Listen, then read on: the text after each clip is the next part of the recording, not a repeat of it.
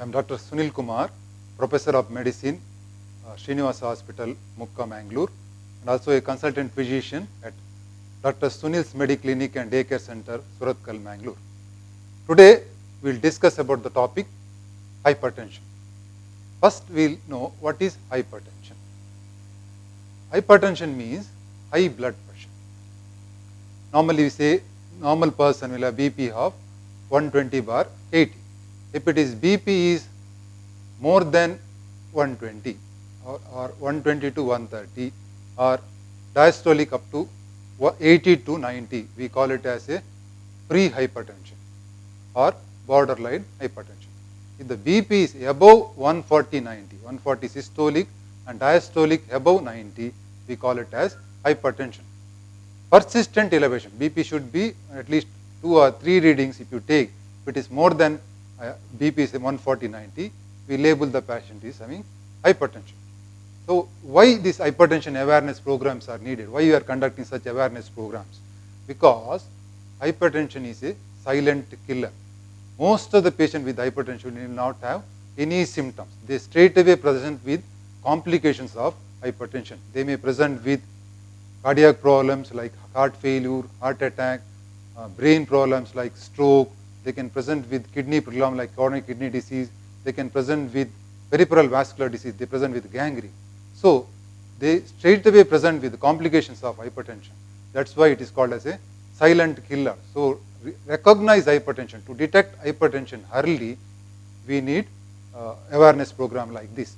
So, it is, and hypertension is a very common problem, very prevalent in general population.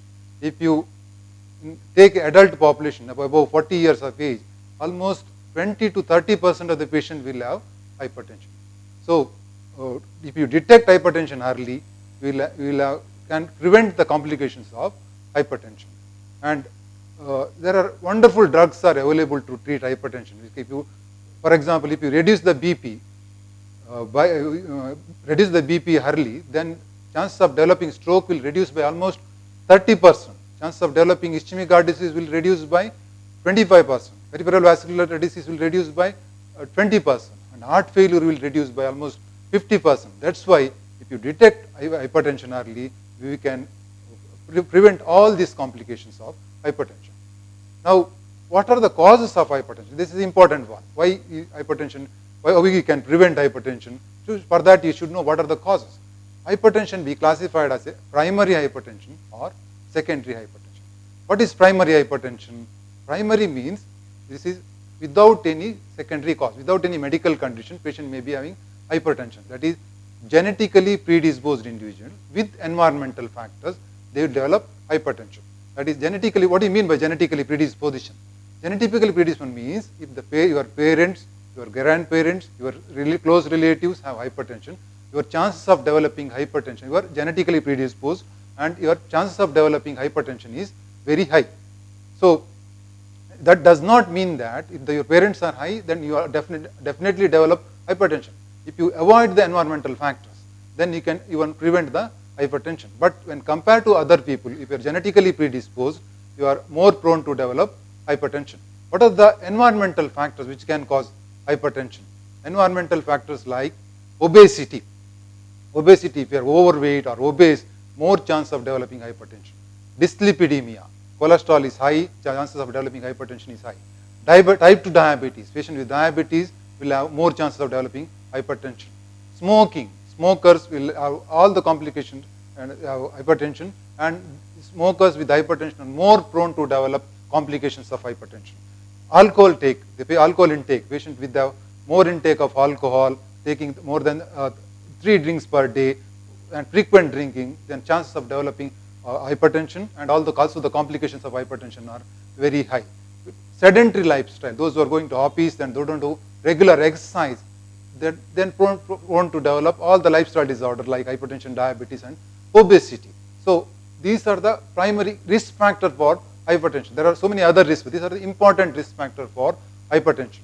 And secondary cause of hypertension, what are the secondary causes? Secondary cause means patient with renal vascular disease, patient with chronic kidney disease, patient with endocrinal problem, pheochromocytoma, Cushing syndrome, patient with thyroid disorder like hyperthyroidism, hypothyroidism, this associated with this underlying medication, they may have hypertension. If you treat the secondary problem, then their hypertension may be cured.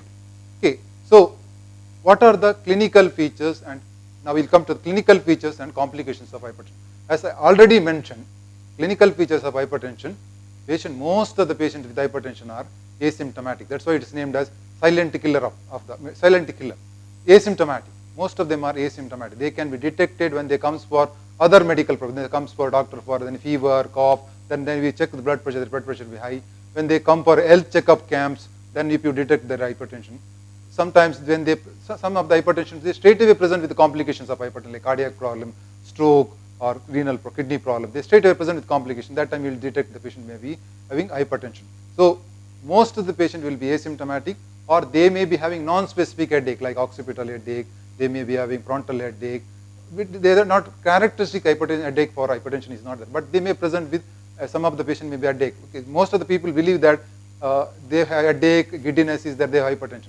But when hypertensive, when their BP is very high, then only they will develop usually giddiness, nausea, vomiting, all those clinical features. This is what we call as accelerated hypertension. Okay, but most of them are asymptomatic. Now, what are the investigation we will do in hypertension?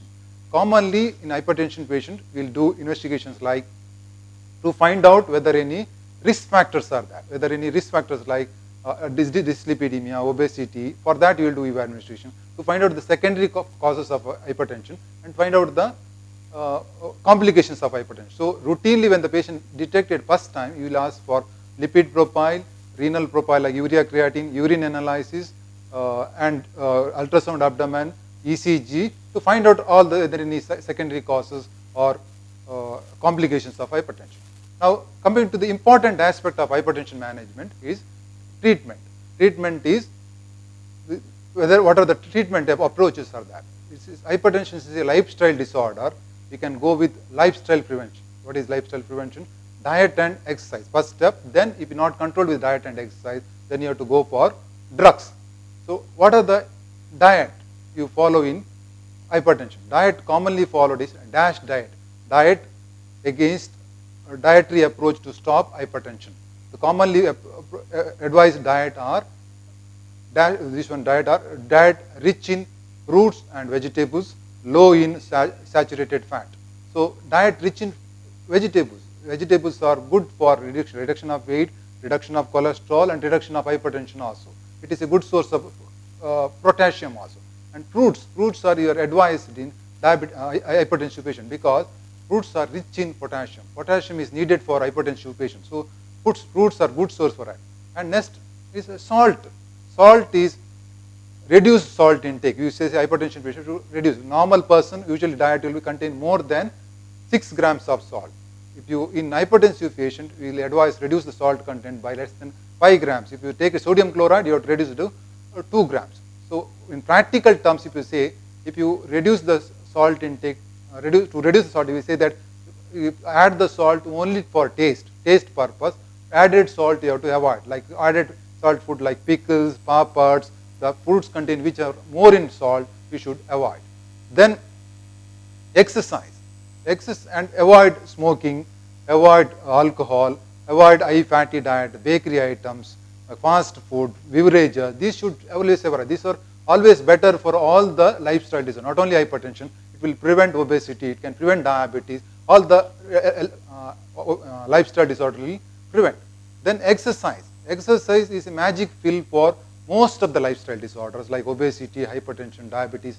So in exercise, usually for hypertension, you advise aerobic exercise. Aerobic exercise like cycling and jogging, brisk walking, swimming, even dancing. So I usually advise patients whatever they like. If they like dancing, you go for dancing. If they like cycling, you go for cycling. So any aerobic exercise you have to do regular. You should be consistent. If you do for at least more than 30 to 45 minutes per day for at least minimum 5 days a week, then it will drastically reduce your hypertension. It will significantly reduce. It will reduce the BP up to 8 to 10 milligram of mercury. So exercise you have to advise. So diet and exercise are the important steps. That is the most important motto of today's talk because it will you can prevent hypertension from patient. Those who are not having hypertension can prevent hypertension. Those who are hypertension, it can prevent the complications of hypertension. Next important is drugs. Drugs, there are wonderful drugs. There are many groups of drugs are available in hypertension, like calcium channel blocker, you have ARBs, ASE inhibitors, beta blockers. These drugs usually you have to take with the advice of the physician or doctor, any doctor. Okay, that usually you will give the doctor based on the patient's comorbid condition, the patient's age, based on the patient other related comorbid illness. We see the patient, assess the patient, then we prescribe drugs. Then not only taking drugs, you have to monitor every month, because most of the patient will take drug, but their BP is not under control. If it is not under control, it is not useful. That's why if you take the drugs, if it is under control, then only it will be beneficial. What is the target? Target of the BP? It should be at least, if you 130 by 80 is ideal, if it at least should be below 140/90. When you are taking medication, your BP should be at least 140/90. If you prevent, then only you can prevent the complications of hypertension. To summarizing today's whole talk, so most important, hypertension is a silent killer. So you should regularly, if you are above 40, you have to regularly check up the blood pressure, so that you can prevent the complications of hypertension. You can prevent, if you are not hypertensive also, you can prevent with diet and lifestyle modification. If you are hypertensive, again hypertensive, you can prevent the complications of hypertension by regular checkup of hypertension, taking diet and exercise and regular medication. Thank you one and all.